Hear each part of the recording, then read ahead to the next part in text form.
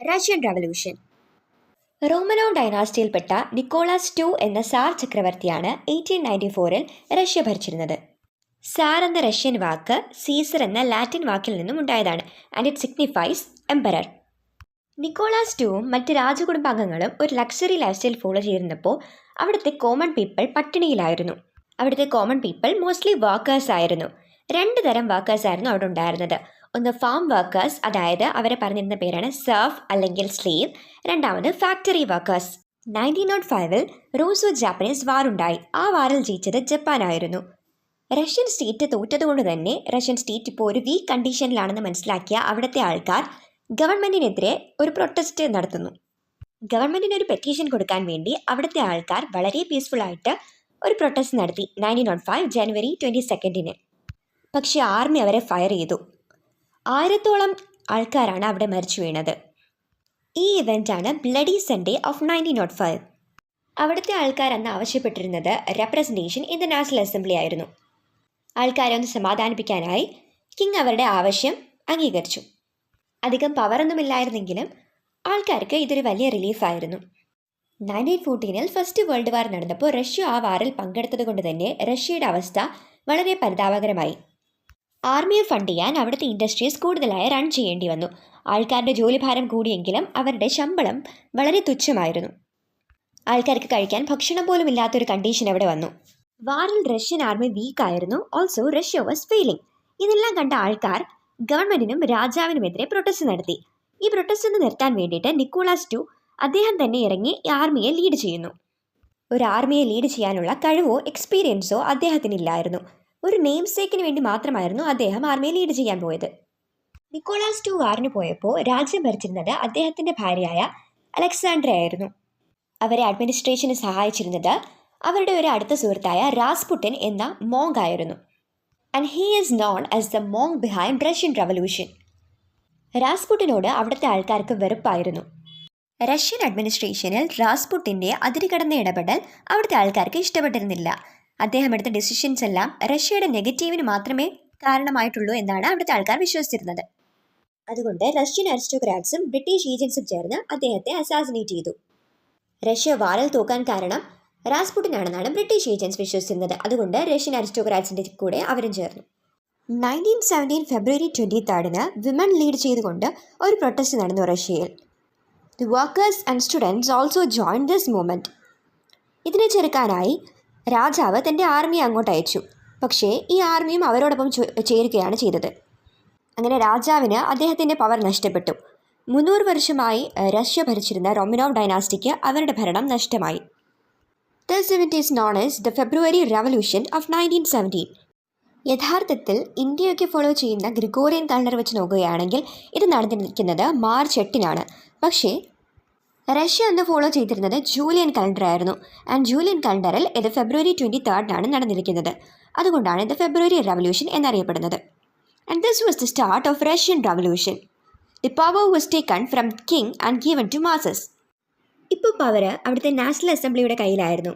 അവരവിടെ ഒരു provisional government ആരംഭിച്ചു. And they also constituted a constituent assembly.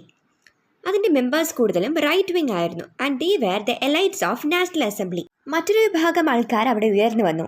അതാണ് പെട്രോഗ്രാഡ് സോവിയറ്റ്സ്. സോവിയറ്റ് എന്നാൽ കൗൺസിൽ.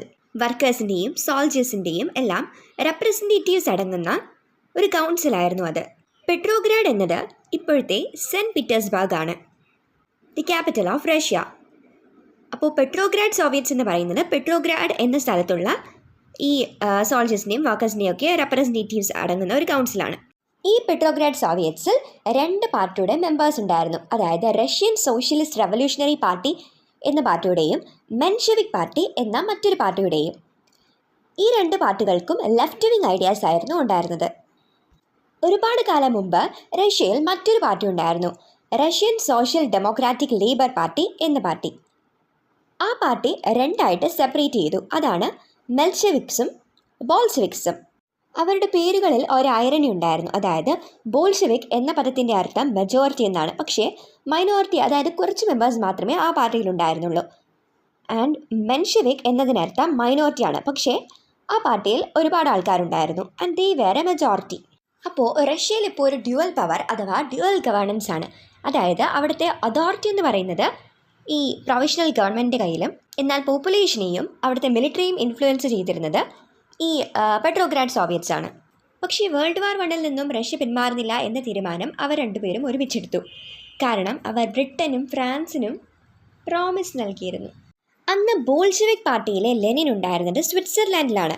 അദ്ദേഹത്തെ നിക്കോളാസ് രാജാവ് നാടുകടത്തിയിരുന്നു. റഷ്യ ഈ വാറിൽ നിന്ന് പിന്മാറിക്കൊണ്ട് റഷ്യൻസിന് സമാധാനം നൽകണമെന്നാണ് അദ്ദേഹം പറഞ്ഞത്. പിന്നെ ലാൻഡ് അവിടുത്തെ വർക്കേഴ്സിനും പെസൻസിനും വീതിച്ചു കൊടുക്കണമെന്നും എല്ലാ പവറും അവിടുത്തെ സോവിയറ്റ്സിന് കൊടുക്കണമെന്നും, അതായത് അവിടെ ഉണ്ടായിരുന്ന എല്ലാ പീപ്പിളിൻ്റെ കൗൺസിലിനും കൊടുക്കണമെന്നും അദ്ദേഹം പറഞ്ഞു. ജർമ്മനിയുടെ സഹായത്താൽ ലെനിൻ റഷ്യയിലേക്ക് തിരിച്ചെത്തി. വാറിൽ ജർമ്മനിയുടെ ഓപ്പോസിറ്റ് സൈഡിലായിരുന്നു റഷ്യയെങ്കിലും ജർമ്മനിയുടെ ആവശ്യമായിരുന്നു ലെനിൻ അവിടെ എത്തുക എന്നുള്ളത്. കാരണം ലെനിനും ജർമ്മനിക്കും വേണ്ടത് റഷ്യ ഈ വാറിൽ നിന്ന് പിന്മാറുക എന്നതാണ്. അങ്ങനെ ഒരു ക്ലോസ്ഡ് ട്രെയിനിൽ സ്വിറ്റ്സർലൻഡിൽ നിന്നും ലെനിൻ തിരിച്ച് റഷ്യയിലെത്തി. അതിനുശേഷം ബോൾഷെവിക് പാർട്ടിയുടെ ലീഡറായി മാറി. അദ്ദേഹം നടത്തിയ ഒരു സ്പീച്ചിൽ 3 പ്രോമിസ് ആയിരുന്നു നൽകിയിരുന്നത്: bread, piece and land. Most of the people of Russia supported the Bolshevik party. 40,000 members ഉണ്ടായിരുന്ന ബോൾഷെവിക് പാർട്ടിയിൽ അപ്പോൾ 2 ലക്ഷം മെമ്പേഴ്സായി മാറി. ഈ സമയത്തുണ്ടാകുന്ന മറ്റൊരു ഇൻസിഡൻ്റാണ് ജൂലൈ ഇൻസിഡൻറ്റ്.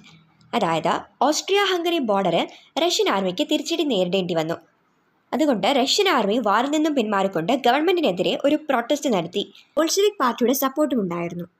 ഗവൺമെൻറ് ഈ മൂവ്മെൻറ്റിനെ സപ്രസ് ചെയ്തുകൊണ്ട് ഈ മൂവ്മെൻറ്റിൽ പങ്കെടുത്ത ആൾക്കാരെല്ലാം അറസ്റ്റ് ചെയ്തു. And Lenin fled to Finland with the help of Stalin. ഈ പ്രതിഷേധമെല്ലാം കെട്ടടങ്ങിയപ്പോൾ സോഷ്യലിസ്റ്റ് റവല്യൂഷണറി പാർട്ടിയുടെ ലീഡറായ അലക്സാണ്ടർ കെരൻസ്കി അവിടുത്തെ പ്രൊവിഷണൽ ഗവൺമെൻറ്റിൻ്റെ PM ആയി മാറി. അതേസമയം റഷ്യൻ ആർമി ജനറലായ കോർണിലോവ് ഒരു മിലിറ്ററി ടേക്ക് ഓവറിന് അറ്റംപ്റ്റ് ചെയ്തു. And this was suppressed by PM with the help of Bolshevik party. കോർണിലോവിൻ്റെ ആർമിയെ ചെറുക്കാൻ ബോൾഷെവിക് ഒരു വലിയൊരു ആർമി രൂപീകരിച്ചു. അതാണ് Red Guards under the leadership of Leon Trotsky of Bolshevik party. വർക്കേഴ്സിൻ്റെ ഹെൽപ്പോട് കൂടി അവർ റെയിൽവേ ബ്ലോക്ക് ചെയ്തതുകൊണ്ട് കോർണിലോവിൻ്റെ ആർമിക്ക് പെട്രോഗ്രാഡിൽ എത്താൻ സാധിക്കുന്നില്ല. അങ്ങനെ ആ മിലിറ്ററി ടേക്ക് ഓവറിനുള്ള അറ്റംപ്റ്റ് ഫെയിലറായി മാറി. ഈ ഇൻസിഡൻ്റാണ് കോർണിലോവ് അഫെയർ ഓഫ് 1917. ഈ സംഭവത്തോടുകൂടി ബോൾഷെവിക് പാർട്ടിയുടെ ജനസമൃദ്ധി വർദ്ധിച്ചു. ആ സെപ്റ്റംബറിൽ പെട്രോഗ്രാഡ് സോവിയറ്റിൽ നടന്ന ഇലക്ഷനിൽ ബോൾഷെവിക്സ് ശരിക്കും ഒരു മെജോറിറ്റി പാർട്ടിയായി മാറി. ലെനിൻ ഫിൻലൻഡിൽ നിന്നും തിരിച്ച് റഷ്യയിലേക്ക് എത്തി. ഇപ്പോഴും പെട്രോഗ്രാഡ് സോവിയറ്റിൽ മാത്രമായിരുന്നു ബോൾഷെവിക്സ് ഒരു മെജോറിറ്റി പാർട്ടി, ഗവൺമെൻറ്റിലല്ലായിരുന്നു. അപ്പോൾ ലെനിൻ പറഞ്ഞു, ഗവൺമെൻറ്റിൽ ഒരു മെജോറിറ്റി പാർട്ടി ആവുന്നവരെ വെയിറ്റ് ചെയ്യാൻ നമുക്ക് സമയമില്ല, അതുകൊണ്ട് തന്നെ ഗോ ഫോർ റെവല്യൂഷൻ. അങ്ങനെ ആൾക്കാരും ബോൾഷെവിക്സും അവർ സപ്പോർട്ട് ചെയ്ത എല്ലാവരും റെഡ് ഗാർഡ്സും ഒരുമിച്ച് വിൻ്റർ പാലസിലോട്ട് മാർച്ച് ചെയ്തു. Winter palace of the provisional government. അങ്ങനെ അധികാരം അവർ പിടിച്ചെടുത്തു. And this is known as October revolution of 1917. PM എന്ന കെരൻസ്കി ഓടി രക്ഷപ്പെട്ടു. 2 ഡിക്രീസാണ് ലെനിൻ പാസ് ചെയ്തത്: decree on peace and decree on land. Decree on peace എന്ന് പറയുന്നത് റഷ്യ ഈ യുദ്ധത്തിൽ നിന്നും പിന്മാറുന്നു. ഡിഗ്രി ഓൺ ലാൻഡ് എന്ന് പറയുന്നത് land to people, land was given to the people. അങ്ങനെ അവർ പറഞ്ഞതെല്ലാം നിറവേറ്റുന്നു. But many opposition wanted the king back. ഈ ഒപ്പോസിഷൻ എന്ന് പറയുന്നത് അവിടുത്തെ ഫ്യൂഡലിസ്റ്റുകളും റഷ്യക്കാരല്ലാതെ റഷ്യയിൽ താമസിക്കുന്ന ആൾക്കാരും പിന്നെ US, ഇംഗ്ലണ്ട് ആൻഡ് ഫ്രാൻസ്. US-നും ബ്രിട്ടനും ഫ്രാൻസിനും കിങ്ങിന് തിരിച്ചു വേണ്ടിയിരുന്നത് കമ്മ്യൂണിസത്തിൻ്റെ സ്പ്രെഡ് നിർത്താനും റഷ്യ ജർമ്മൻസിനെ ജോയിൻ ചെയ്യാതിരിക്കാനുമായിരുന്നു. ബോൾഷെവിക് ആർമിയെ റെഡ്സ് എന്നും ഇവരുടെ ഒപ്പോസിഷനായിരുന്ന മറ്റെല്ലാവരെയും ഒരുമിച്ച് വൈറ്റ്സ് എന്നും വിളിച്ചിരുന്നു. ഇവർ തമ്മിൽ റഷ്യൻ സിവിൽ വാർ ഉണ്ടായി ബിറ്റ്വീൻ 1918 ആൻഡ് 1922. ആൻഡ് റെഡ്സ് ഇത് വിജയിച്ചു, അതായത് ബോൾഷെവിക് ആർമി വിജയിച്ചു.